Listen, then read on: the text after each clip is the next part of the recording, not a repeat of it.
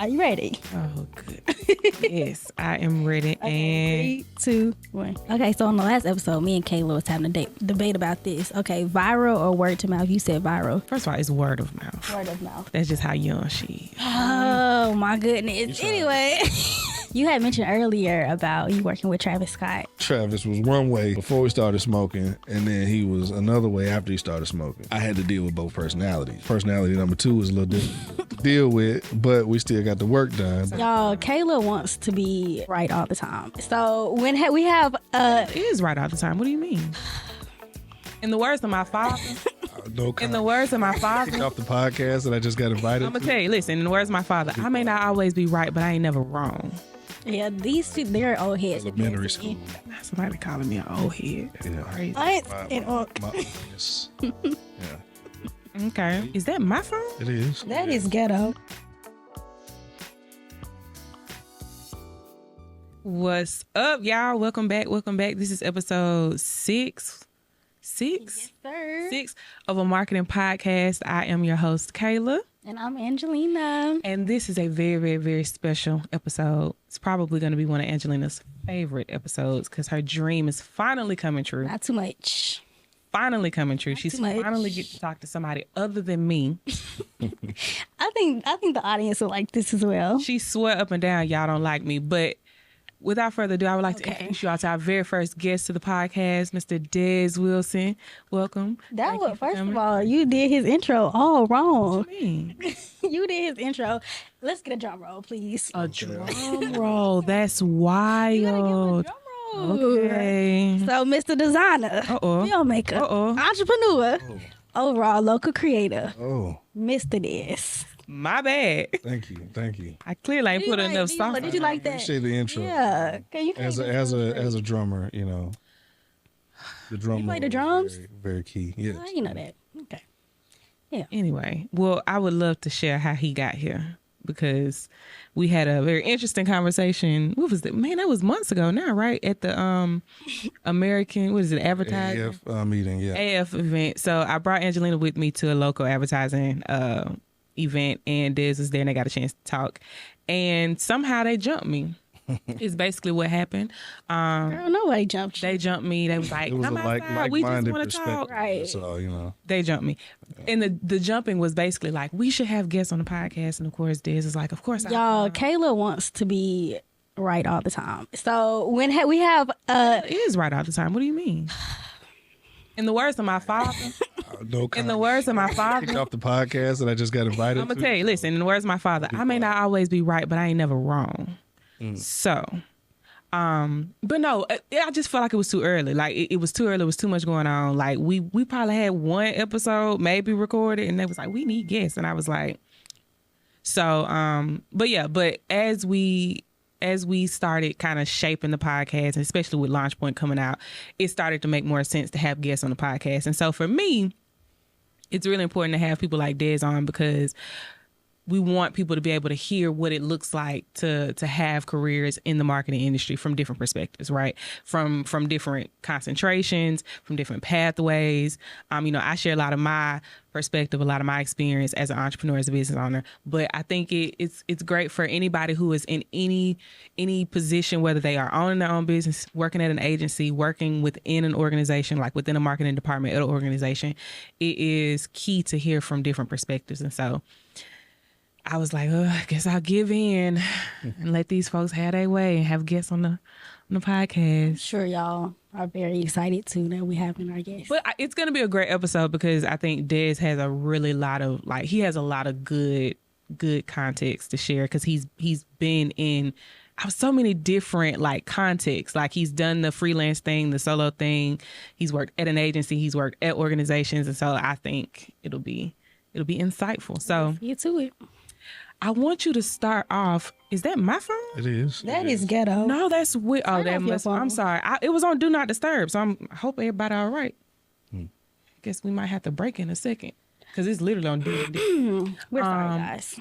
Sorry about that. But anyway, so yeah, Des, can you start off telling the people? So you already started out with you a drummer. That's something she didn't know. What are some of the other things you do that people may or may not know about? And who makes Dez? What makes up Dez? Dez is made up of a lot of moving parts. A lot of people, I'm probably most known for my visual artwork, ranging between graphic design, photography, and film. But I actually got my start in visual arts through music. And so I had a full music scholarship to UAB, classical and jazz trained, pianist, saxophone, and percussion.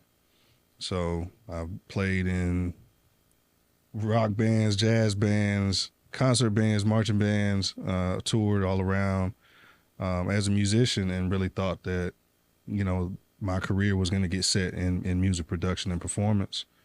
And actually was playing with a group called YVPG. We used to play at Martini's back in the days, way before your time. You probably... Yeah, these two, they're old heads. Elementary school. Okay, not too much. Probably, yeah. Not too much. This is like 10 plus years ago. Somebody calling me an old head. That's crazy. I'm Unc now, so I've embraced it. Unc. Yeah. Unc nut. I've embraced my Unc. Uncness. Yeah.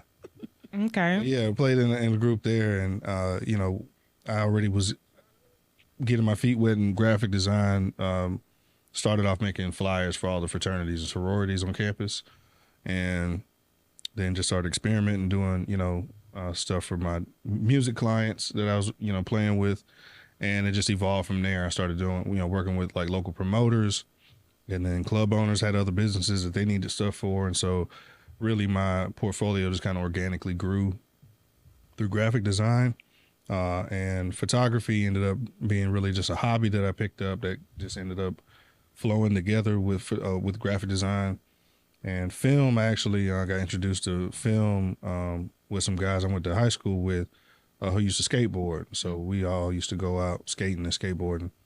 And we used to film and edit, and so we got deep into it then in high school. And so once the new wave of social media came back around, and I was shooting a lot of music videos, and my career just really, really started off through music. That's what a lot of people don't know. So do you do film, photography, and graphic design all right now in your business? I do. All three skill sets I've done for about 14 plus years, from in every industry, ranging from music to advertising, government communications, journalism, and I've directed commercials for car companies, for hospitals, clinics, and everything from small to large businesses as well. So what would you say was the main story that got you into this is what I want to do for the rest of my life? I think creativity as a whole has been something that I've really just accepted as being my thing, the gift and the curse in it, I think, the pro and con in it, is having the ability to do so many things makes it even more difficult in trying to figure out which one you should pursue full time. That's had its its benefits, and it's also had its downsides to it. But ultimately, being flexible in my creativity is taking me around the world. It's allowed me to live comfortably. Allows me to take care of my family, and it's something I really enjoy doing in any capacity. Is thinking creatively and executing, what I'm capable of doing creatively. And so, I'm always looking at evolving that and expanding that, trying to keep my chops up, so I don't stay, I don't get out of date in terms of my techniques and everything. And so I'm really thankful that I'm in a space to where it never gets boring, it never gets old. It's constantly evolving. And if you want to do it and you love it, you have to stay on top of it. You have to stay, growing and evolving with the trends. You'll never fully become a master at it because there's something always new to learn, and it's a field that's constantly evolving. So, like AI has been a really huge, benefit for me creatively, just because I'm able to generate images that before I'd have either wouldn't exist at all, or I'd have to spend weeks, months, and resources working with other artists in order to, conceptualize. And a lot of times you just don't have the money to do that. And so, I'm thankful to be in a field that is constantly growing and changing. And I've allowed myself to grow and change too. I never said, "Oh, I'm going to be a wedding photographer and only shoot weddings. I'm only going to shoot music videos." I over the last 10 plus years, I've taken on selectively projects in almost every category of work and industry, just because I wasn't exposed to this industry in this career young, and I've had to figure it out as I've gone. Didn't really have too many mentors that were in this space before me that I could hit up and get some advice from, stuff like that. So it really was a kind of trial by error learning experience to figure out, okay, do I want to do journalism? Do I want to do storytelling and documentary style film work? Do I want to do commercial photography and advertising, branding, marketing, strategy? And so I'm thankful to been able to have opportunities in all those different fields. That's given me not only a wide range of experience, but a much clearer vision of what I really want to do, for the rest of my life. Mm-hmm. Yeah. And to that point, I think for many creatives, marketing is the field that provides some semblance of stability, right? And so it's not unusual for creatives who maybe have skills, gifts, talents across the board to end up in marketing at some point. And I think one of the reasons I was really interested in having you share your story is because you clearly didn't start there. You started in music. So can you talk about that transition? You talked about being able to pick up some of those skills along the way, but what was that transition like from musician, freelancer into your first marketing job? It was tough. Music was a full-time thing for me. And I actually moved to Atlanta pursuing music full-time. Graphic design and photography was still kind of like things I would do on the side. They weren't my main hustle. I was still very much pursuing music. And honestly, Atlanta kind of burned me out. The music industry has a lot of hype, surrounding it. And you'll get caught up creating and making a lot of music, that's not really getting you anywhere, and I lacked business, knowledge and guidance during that time as well. And so, a lot of it was just kind of just driving with passion and not really being strategic in terms of making sure I was making the right steps and having the right paperwork signed before I'm sitting in the studio session for 4 or 5 hours making music, And so once that light bulb kind of clicked and said, all right, listen, you haven't put back what you really should have been able to put back by now. You're making more money doing visual arts. You need to switch gears and start doing this full time and put music in the back seat.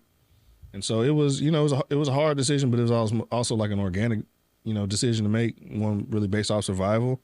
I was just really starting to get more immediately paid opportunities with, visual arts than I was with music. And so I made the shift based off survival, and I went from playing in the music industry in Atlanta, moved back to Birmingham and had my first position at an agency as senior art director. And so that was a great experience. I learned a lot, got my feet wet in advertising, and got to rebrand a really prominent, established agency.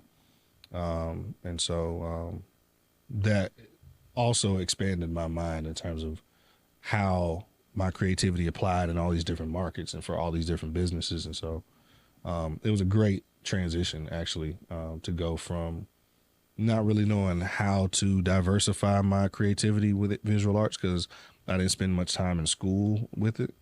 Having that first gig in advertising really allowed me to see how, creative deliverables get applied across the board, for advertising and marketing agencies. And what was that role? Say that role again. Senior art director. So how do you go from musician, freelancer to your first role being at a senior level? The amount of work I showed during my freelance, career and portfolio, during the time that I was still, pursuing music, graphic design was paying my bills, graphic design, photography, and I just started getting into music videos. The three of those were paying my bills while I was living in Atlanta. So, developed a portfolio, had some, commercial clients and corporate clients in Atlanta that I grabbed too. I think I worked with Smart Water during that time. Got to do some work with Travis Scott and Young Thug.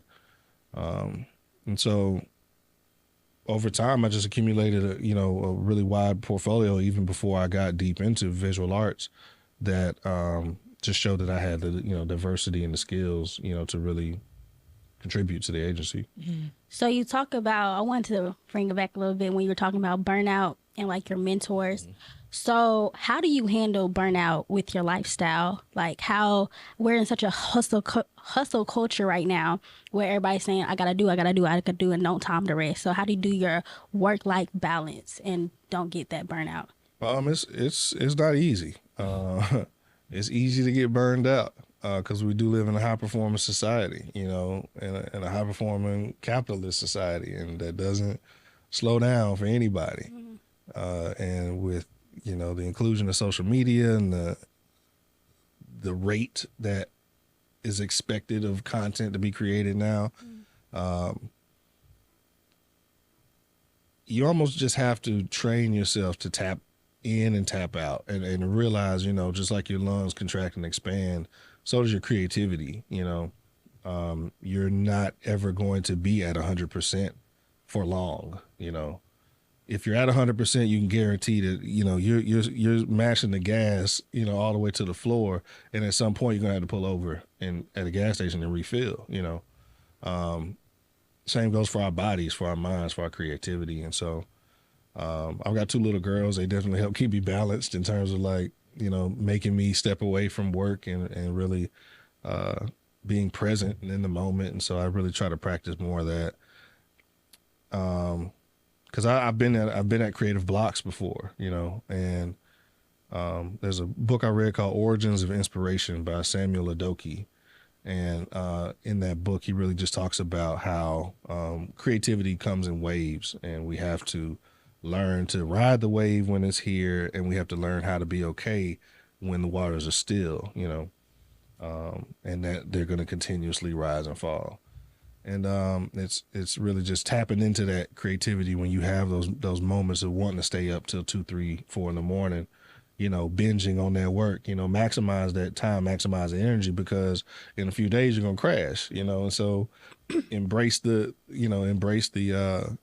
that moment of clarity and inspiration, but also embrace the rest, and embrace the relaxation and reset that you need, that your body, and mind needs in that way. And so that's how I try to balance it, That's good. So you talked about not having a mentor.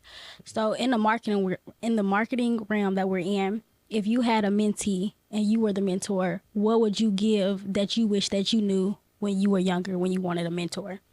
I think just opportunity and exposure. I would have liked to see how a marketing and ad agency operated, at a younger age. I would have wanted to had some clarity on how these different industries work and operate, and what the creative process looks like in all those different avenues.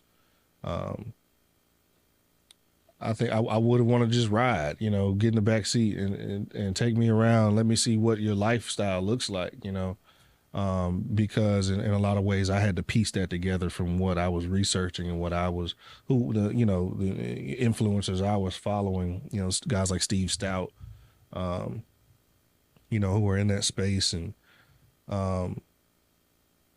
how that would apply for me in my market and for the things that I liked, So go back and tell us back to your first job in marketing and what experience that you learned through your first job. Gotta take it back. Yeah. First job in marketing. It's funny because, marketing comes in different forms. I've actually worked retail jobs, I worked with Urban Outfitters, Aldo, Express, and actually sold Kirby vacuums for a little short period of time. So did my mom. Wow. Yeah. I sold Kirby for a minute. Near and dear to my heart. Yeah. Also a little traumatic.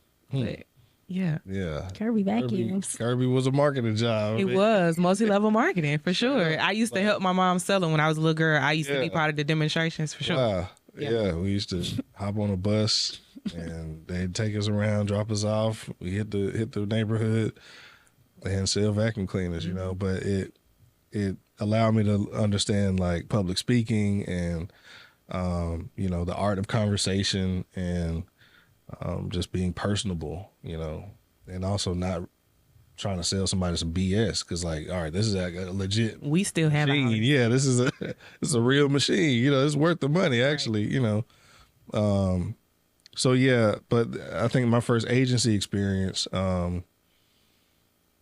showed me the power of a team in that regard, and how important it is to have a playbook and have your players in place to be able to, you know, pass the ball to at the right moment. Understanding the importance of having like account leads and you know, people who can communicate on behalf of the creatives. And so that was really the first time, you know, I got to sit back and just focus on just creating and not having to, you know, be a part of all the client, you know, conversations and deal with the invoicing and all of that. So it was the first time I was actually able to breathe in that regard. And so I think that was one of the main things that I picked up was, you know, this is how you really expand from making this much by yourself to making this much with a team, you know. Mm-hmm. Things just roll a lot more smoothly and effectively, but also it also let me see and learn the importance of workplace culture, you know, and understanding how to best retain creative talent under one roof, you know. Creatives are sensitive and we need to be motivated sometimes. And, you know, an agency that wants to keep its people, it has to do the work, you know, and provide the resources for that to happen. They can't expect people to just come in and clock in and do their best every day just for the paycheck they're getting, you know. We need more incentive than that. I need to, you know, I want to get up and feel motivated to come to work for more than just my check, you know, as creatives. And so, you know, it let me, you know, realize that I got to start taking mental notes of like, okay, this is what I would do if I got to run my own agency. This is what I would do. This is what I wouldn't do, you know. And so that's really what that experience gave me. So what would you say gets you into your creative space? What inspires you, your creativity? I'm inspired by traveling. I'm inspired by other brands and other creatives, other artists, movies, heavily inspired by movies. Over time, I think I've come to a place where I finally identified like the main things that embody my creative like identity. And so, you know, I'm heavily influenced by like tattoo culture, motorcycle culture. I got a tat on his neck. Show me that. Yeah, you know, I got tattoos. But just the art of tattoos and, you know, from Japanese to Russian to traditional American style tattoos, really heavy influence by those. You know, movies, everything from Quentin Tarantino to Spike Lee. Huge action, Marvel, DC, you know, superhero fan. And so, even though Marvel, yeah, it's going down. Yeah. So you were talking about the agencies that you worked with. So you worked large agencies and like smaller agencies, like boutiques. What would you say that you more likely like to work in, larger or smaller agencies? I think the size of it, I wouldn't be as motivated as I would by the culture of it, you know. Elaborate more on that. I would take a small cultured agency over a large stuffy agency, you know, a large rigid agency, you know. I would take the small, you know, cultured, cool environment where, you know, we're able to ebb and flow with each other. I would take that, you know, for my mental health and my creativity, you know, a lot faster than just a large, you know, kind of cut and dry, you know, environment, just because it's, you know, ultimately not sustainable, creatively, for me at least. Some people are able to, kind of plug in that way, but for me, I need a little bit more flexibility and, a little cooler environment than what some of the larger, Yeah, because they're real strict. Yeah, ultimately you got deadlines and, deliverables, and sometimes you have large clients that ask last minute stuff of you. And if you got 6-7 figure client and they ask you to do something last minute, you can't really say no. You got to just try to make it work. And so, those things are expected. But they're traditionally similar to Hollywood. Like, if Hollywood film sets, you're expected to know a certain type of lingo, a certain type of energy, certain type of hierarchy, where if the director starts cussing out the PA, it's totally normal. But that's traditionally what is established in that environment. To me, that doesn't make it right, and nor does it make it the most effective way to communicate, to your team. And so in the advertising industry, you got some of those same, practices trickle over. If it's about the work, then I'm excused in how I get to address this subordinate or how I get to talk to this person because it's about the work. I don't think that that's the best method. And then going a little even deeper, these are also traditionally white established agencies and environments, and that is a culture that has existed separate from our own for a significant amount of time. And because these industries are still very much segregated, because we're still very much getting our toes barely into the doors of a lot of these industries and agencies, the cultural lines haven't fully merged yet either. I think everybody in this room knows. You talk to me sideways, I'm shutting down. I'm either shutting down or I'm, I don't know how to respond in that situation. I'm going to react, differentently. But in a lot of ways, that traditional environment supports that, type of mentality. There are different, avenues of, filing your grievances and having an open board communication. They typically encourage that type stuff. But what I thrive to be a part of and to see built is a large, 100 plus employee Black-owned agency, in the state of Alabama that embodies a, creatively inspiring, workforce culture that has amenities for their employees, that has a really nice facility and building and resources that we see these large agencies have. They're just not typically employed with people that look like us. And so I'm thankful that the time that I've had in advertising gave me that exposure to understand what's possible, in that arena. But ultimately, we are not exposed to those positions, typically in middle school and in high school to know that, I can be a marketing executive. I can be a creative director. I was actually the first Black creative director for any of the large, prominent, white-owned advertising agencies in the entire state. And that was just last year that I had that position. And so, it's 2023, and we're just now getting the first Black creative director for one of these large agencies. What does that mean for all this time where Black creatives have not been represented in this space, And there's also a report that the NAACP conducted in 2009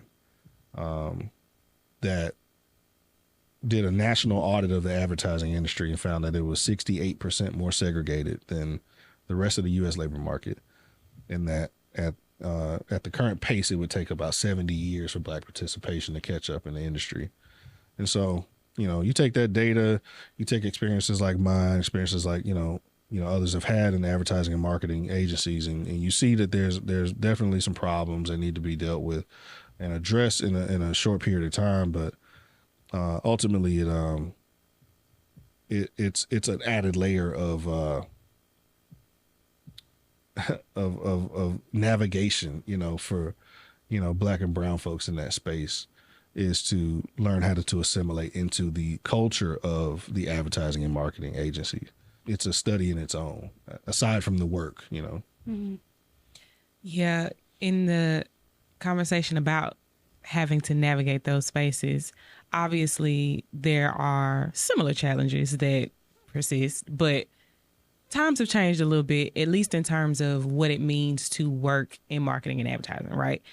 Nowadays, you don't have to work at a big agency. You really don't even have to work at a boutique agency. Mm-hmm. And so I'm curious to hear from you, based on your experience and what you've seen, what are some of the advantages that younger creators, particularly younger Black creators, may have navigating that space now versus, what we had to navigate? And then are there any unique challenges that you see that they're going to face? And I'm thinking about like the technological advances when you start talking AI, when you start talking about how social media is rampant and how almost everything is direct to consumer, right? Like you don't need huge establishments for most things anymore. Mm-hmm. And so taking that into context, like how do you see that impacting how people who want to be a part of this industry would need to navigate it? Yeah, I think, not putting all your eggs in one basket is definitely going to be important. Not expecting your opportunity at any agency to last forever, knowing that and expecting that at some point that boat is going to come to shore and you're going to need to take your talents and go elsewhere. Contracts get dropped all the time. If BP gas station starts losing money and they've hired the agency I work for and they need to reduce the contract, then there's nothing that the agency can do. They have to fold back as well. And they may have hired based on that contract. And so if that contract gets reduced, their bottom line gets reduced, they've got to drop employees. So, there's some level of, gamble involved in terms of placing all your creative bets on working for an agency. A lot of agencies will tell you, they encourage you to have your own freelance, stuff on the side. That's it's sometimes they mean that, sometimes they don't. Sometimes they mean that, sometimes they don't. Yeah, but what do you prefer in terms of having a freelance on the side? Yeah, I think it's absolutely important. We live in a high performance society, and creatives are not only are creatives in high demand. Creativity is more accessible now. Creative tools are more accessible, and so there's a need for creatives to, I think, increase their bar in terms of how well we execute. How do you think some of these young folks can do that? Because that's a great point, that like some of the most basic skills that we may have had can now be done via AI. So how do you continue to make yourselves valuable? Design is still a science, and like any science, in order to properly navigate it, study it, you need to become a scientist of that science. Whether you're a biologist or a surgeon, these are, people who are experienced in that certain field of science. Design being a science of its own. And if you really want to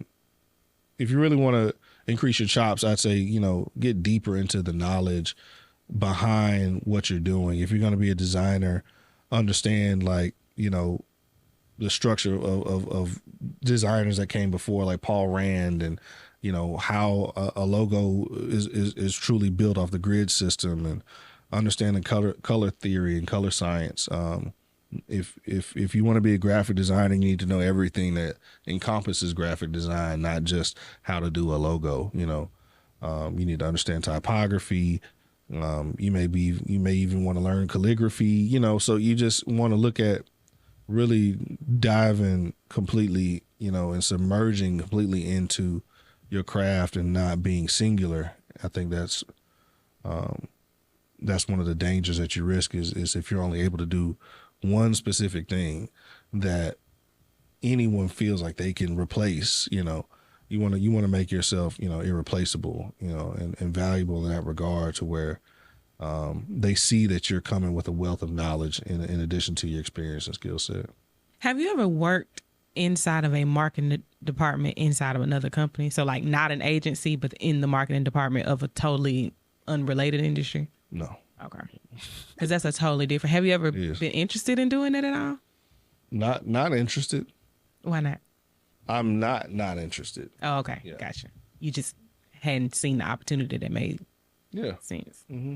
And I'm trying to think back that maybe I have, but I can't pull anything out right now. Well, that's really cool. They're two totally different worlds. The few people I know who've been able to experience both tend to have a strong preference for one or the other. Like they usually like one and hate the other. Because you're either on a team full of other creative people where you get to do one thing specifically, or you are the person who knows all of the things, and you're getting to kind of carry and see the. So it just depends. But yeah, I don't remember ever knowing you in that role, but that makes sense. Yeah, done a lot of content for marketing, but not for anymore. I don't think for a marketing department. You talked about wanting to see a really large 100+ employee Black agency here. What do you think it'll take for us to see that? Talent and resources. I think the talent's growing. We've definitely seen it grow over the last decade, in terms of, I call them, creative professionals in the space, but we still need to expose and guide and cultivate this next generation of, creatives into the workforce, whether it's entrepreneurship or for marketing or ad agency, position. But I think in order to do that, we really have to blend exposing, creatives to not only perfecting their skill sets, but how that intertwines with strategy, how that intertwines with social media, and business. I think in order we have to bridge the gap from creatives and executives. In a lot of ways, creatives get exploited, through lack of business knowledge, and so there'll be a huge contract that's 90% based on creative deliverables, but they'll just hire out a creative to do most of the work, and they get to, take most of the money home. And so, but that creative doesn't know that the majority of their work is what that contract is for. And so, there's a lot of situations where, we underprice ourselves based off lack of knowledge or insecurity or whatever. And so really helping creatives know how to price their services, how to manage and run their own, freelance business on their, by themselves. I think that'll really help, bridge this next wave of creatives into executive positions. Before I go into my last questions, and then we have a fun game for you to play afterwards, you had mentioned earlier about you working with Travis Scott. Who was the other person? Young Thug. Young Thug. Tell us about that experience. What exactly were you actually doing work, Dez? Yeah. Yes, he was doing work. Everything he was doing was for work. He was not participating in any extracurricular activities with any of those people. Do with that. So what work were you doing? What creative? Shot tour visuals for the first tour that they went on, which was the rodeo tour. I think the Days Before Rodeo tour. Okay. But yeah, that was interesting. What did you Travis and I worked hand in hand a lot. My partner, Travis, my partner's name was Travis. Two Travis. Talking to Thug, yeah.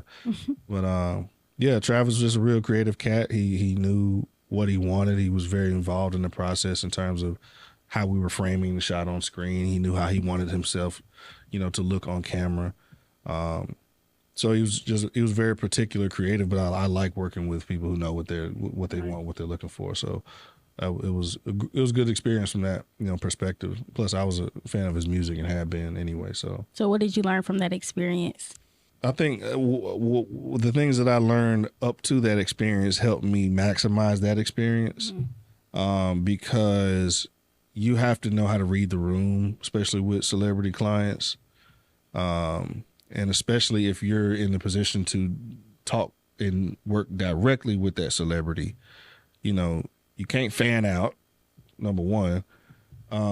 But you also have to be flexible to their personality styles, right? In this case, Travis was one way before we started smoking, and then he was another way after he started smoking. And so I had to deal with both personalities. Personality number 2 was a little difficult to deal with, but we still got the work done. But I still had to be flexible and professional. Mm-hmm. And so it reminded me, that situation reminded me that that's a skill set that you need to have to be flexible and professional at the same time. Yeah. So having a lot of emotional intelligence throughout is what a main takeaway I got from. Yes, yeah, and just knowing how to you can remain at peace while in a room full of chaos. Right, that's good. So, what advice would you give young creators who are pursuing a career in marketing? Just diversify, and don't lock yourself into one skill set or one idea. Mm-hmm. Consider yourself an idea generator, create an idea, execute it, move on to the next one, don't become so fully invested in one idea that you hold on to it for too long, trying to perfect it, thinking, it's not right before you put it out, put it out, test ideas with your friends, get your kind of, group of,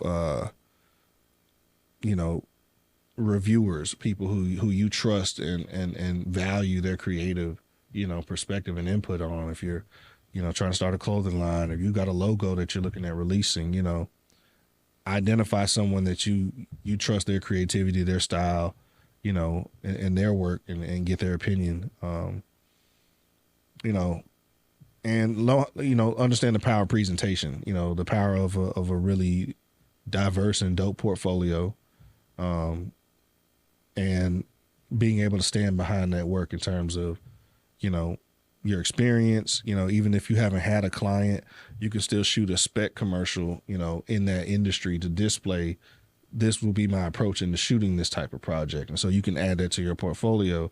So then when someone is going and looking, you don't, even though you may have only been paid to shoot music videos for the last 5 years, you can still stack your portfolio up with a restaurant commercial, with a healthcare commercial, with the massage therapist commercial. That way you're diversifying your portfolio outside of just the avenue that you might have the most experience in, but you're showing what you're capable of doing. That's good. Well, thank you for sharing your story, your wisdom, and everything with us. So now we're going to get into a game. We're playing this or that. So with this, I'm going to give one scenario and another scenario. Not a scenario, but 2 entities. And you have to choose which one you would choose off the top of the dome. Mm-hmm. And just reply fast. And then afterwards, we will go into just like a quick sentence of why you chose which one over the other. Okay. All righty. You ready? Are we doing a timer or no? I can do a timer. We're going to do 1 minute. Are you ready? Oh, good. Yes, I am ready. Okay, 3, 2, 1. Instagram and LinkedIn or TikTok and YouTube? Instagram, LinkedIn. AI design or hand drawn? Hand drawn. Video or photography? Photography. Influencers or content? Content.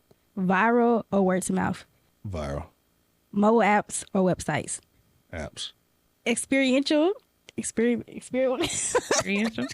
Experiential or events? Experiential. Boom. Okay, we should do 30 seconds. All right. So, good job. Round of applause. Yeah. All right. So we're just going to go through a quick sentence on why you chose, why did you choose, you said TikTok and YouTube? I said LinkedIn. You said Instagram, LinkedIn? Okay, why did you choose Instagram, LinkedIn? Those are the 2 I use the most, outside of Facebook. I just hadn't really gravitated towards TikTok for some reason. Is it because you just don't know how to use it? It was TikTok and YouTube. And YouTube, like, I go to YouTube for very specific reasons. I don't spend a lot of time on YouTube. And TikTok, I've had to just kind of force myself to pay attention to and to like go to, but I really just go there for humor. I haven't really integrated TikTok as like a strategy for my executions. For some reason, it's been hard for me to do that. Plus, a lot of my work has just been centered in Facebook and Instagram and LinkedIn. But for me personally, I just prefer Instagram and LinkedIn. Okay. You know, the content is more focused into what I want. You know, TikTok is just like entertainment. But I spend a lot of time curating my algorithm on Instagram and LinkedIn to where I see what I want to see. So, okay. So you chose between AI and hand drawn. Why did you choose? You said hand drawn. I mean, because there wouldn't be AI without hand drawn artists. I mean, you're right. That is true. But now AI could just boom generate. That is generating based off a library of real artists, you know, and that's what I think people are missing too. Is just like, yeah, it's a robot, yes, it's a machine, but it's literally generating off of its processing of thousands of hand-drawn works, you know, which have its own, you know, stipulations and stuff involved. But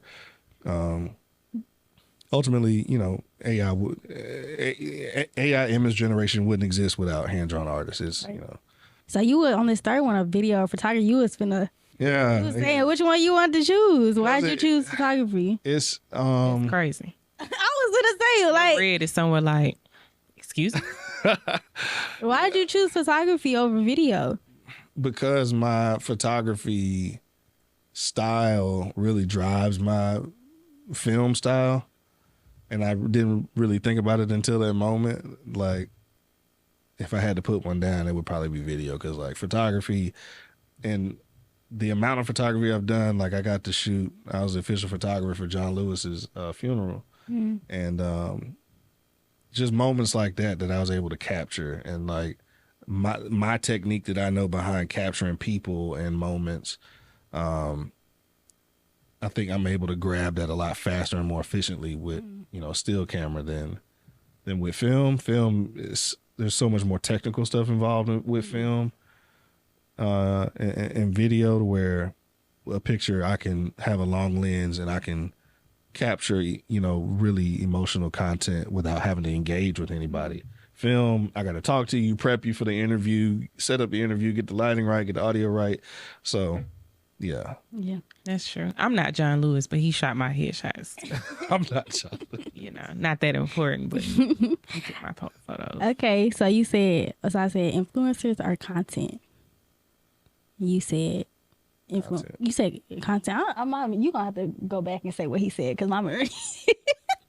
You said content. Why you say content over influencers? But the influencers, I feel like everybody could be an influencer to a certain extent. They can't influence without content. Right. That is true. And a lot of influencers would be more effective with better content. But for me, I think like the term content creator changed over like a very short period of time. Yes. And I've just gotten to the point where I've accepted it. So like, I was in my feelings for a while. People would call themselves content creators. I'm like, recording a video on your phone will make it. So what you define a content creator? Because you're right, everybody influencer, everybody a content creator. Yeah, I mean, technically it's content, but I guess for me, you know, being someone who's had to build Photoshop files and, you know, video files and spent 10,000 hours in Premiere and stuff like that. That's what I hours. Well, I'm like, if you can't upload it to YouTube, it's not content. If it's not something edited that's been condensed and exported out of a program, it's not content. That's how I used to think. But it's evolved, you know. These mobile apps, CapCut is a really great app. I can't hate on it. Like, it's a good app, you know. I'm not finna sit here and edit a custom reel all day long. I'd rather put the template and drop my videos in and post it up. I would like for them to create a desktop app, though. Yeah. Yeah. I would imagine it's coming. Why? I would hope so. Would you not start there, bro? Wait, they don't have it on this? It's a phone app. Oh, I thought I could edit. Yeah. CapCut? Yeah. On your computer? I'm finna that go must edit. be recent, because I could not get CapCut on a computer. You can download it as a desktop app? Yeah, I was. You can download it as a desktop program. Oh, yeah. It must be recent. Yeah, I was finna say you tweaking on that one. No, I'm free, because that was one of the things people always was asking me about, right? Like, what's a video? What video software could I use? And I use Premiere. So I'm like, I don't know nothing consumer friendly. And then CapCut came up, but then people were like, well, I can't use it on my computer. And I'm like, I'm gonna show you this other one that Isaac Cooper just put me on too. Video.ai. Have you seen that one? Is that where it makes the clips for you? I was about to say, I have one in my inbox that I haven't tried it yet to see what it chops up to look like. But you'll save a whole bunch. Editing take mad long. That's you seen up. It's nice. But I'll be straight up with you. We got a video editor. Yeah. And she close to my heart. So I just haven't tried it yet because I don't want to know Loki. Yeah. Loki, I don't want to know. I don't want that. But then she could use it too in a way. True. But if you somebody who get paid by the hour. You're right. But that's how that go back to what we were talking about. AI taking our jobs. Now, and I will say this too, like AI would not have, so we had a podcast episode come out today. AI would not have pulled together that beginning compilation the way she did. Because as a human, you just have context. And it's never going to be spot on. Yeah, we love our video editor. She not going nowhere. But I know we also used Descript. That was one of the early ones we used because it could auto-generate the captions for you because it would transcribe it for you for free and pull it up and then it allowed you to edit video by the script. So when it did the transcript, you can cut out based on words. Feature in Premiere now too. Yeah, a lot of the stuff they started to add on later, but I'm like, y'all got to speed up with this stuff. And but on one hand, I'm fine with them not because when stuff gets too consumer friendly, it stops being intuitive, and I'm like, I don't want to deal with this. Like, I mean, even your video editor, she's only going to become more efficient by integrating AI into her. Yeah, that's what I'm workflow, saying. She could have those clips and then she could tweak it how she likes it. Yeah, she could. Yeah. But it's just not to her. I mean, in terms of you mentioned like AI taking folks' jobs. You know, like people are still going to need to be in place to operate these AI programs, you know, and because Descript uses AI for the transcription. She was the one who put me on it, but she still uses DaVinci for like she goes back and forth between and I think kind of to your point earlier about being a scientist, that was some of the conversation we've had about AI. Like you still need to deeply understand this skill set because in order to manipulate AI the way you need to, you got to understand what you're doing. Yes. Otherwise, you're taking some surface level and you don't know if it's going to work or not, or why it will work or why it wouldn't, or what to tweak or what not to tweak. And so, like our editor, she could take those clips and she would be able to say straight up, like, this is what's off with these. Maybe I can prompt the software to do something differently. But if you don't know, you only can take what it gives you, and you know, it's probably not going to be as effective. But. Okay, so on the last episode, me and Kayla was having a debate about this. Okay, viral or word to mouth? You said viral. First of all, it's word of mouth. Word of mouth. That's just how young she is. Oh, my goodness. Anyway. Sorry. In the conversation she said they don't talk to each other. I didn't say that. That's exactly what you said. You said, we put in the clip. I have it above word to mouth because a lot of times now people do not like talking to each other because we were arguing about you were talking about influencer marketing or word of mouth, and she was saying influencer because we don't like to talk to each other. We introverted. We don't like. But I said some people are introverted, not everybody. But that's not a generational thing. There are introverts in every generation. But what I was saying was, that's how it makes it more effective for everybody. And I was telling her word of mouth is the most effective form of marketing. But you chose viral, so why? I think it depends. Like, what is like the goal, right? You know, so give two different scenarios. Word of mouth works best for local and for longevity. Yep. But I think viral is what appeals to the masses in the most short amount of time. You know, so it's just like, are you trying to get everyone's attention, or are you trying to get everyone in a 100-mile radius attention? You know. Do you have something you want people to buy, or do you just want attention? Right. And I'm always of the. Or do you want to get attention for something you want people to buy? And do you have some good to buy if you get their attention? Right. And a lot of times, are you prepared to supply it? And a lot of times, when you go viral, the answer to all of that is no. So folks just be viral for the sake of being viral. Yes. I had to put up my Addams Family store in like 24 hours. You did. Which is why I was shocked that you chose hand drawn over AI, because I was like, you're an AI artist now. What do you mean? I'm still an OG artist. I still took my paint classes from Dr. Roundtree in Tuscaloosa, and You know, I'm still a art, you know, aficionado. I mean, but you know the internet don't care because the internet don't like context. So no, you just the AI guy. I'm not an artist because I use the AI. Now you just so, call you him know. AI guy. That's what the internet thinks he is. People think I'm an AI artist. No, I'm not a real artist. I'm an AI artist. So. Okay, mobile apps or websites? Which one did he choose, Kayla? He chose apps. Why? Again, I think the context. But I love websites. I love building websites. I love a very visual, well-functioning website. But I think in terms of engagement, apps are where it's at. You know, people don't engage with websites like they used to. That's true. They engage with a good app, though. And so... Depends. Okay, experiential or events? He chose experiential. Why? Because it's about the experience and the effectiveness of, you know, that environment and what it's offering. And you can, you know, analyze the data from an experiential, you know, campaign. You can test stuff out. You can, I think they just take events to another level, you know. True. Well, all righty. Well, Dez, we appreciate you for I appreciate y'all coming on to the show, being our first guest. Yay. Blessing us with your presence. Tell the people what you're doing now and how they can get connected to you. And your socials. I'm on Instagram, _ This is Dez. Right now, I'm operating my nonprofit, the Black Arts Academy. We work hand in hand with the Flourish, Alabama, and we work in all 7 Birmingham City high schools, as well as the juvenile detention system. We have a creative arts program that we run inside of there.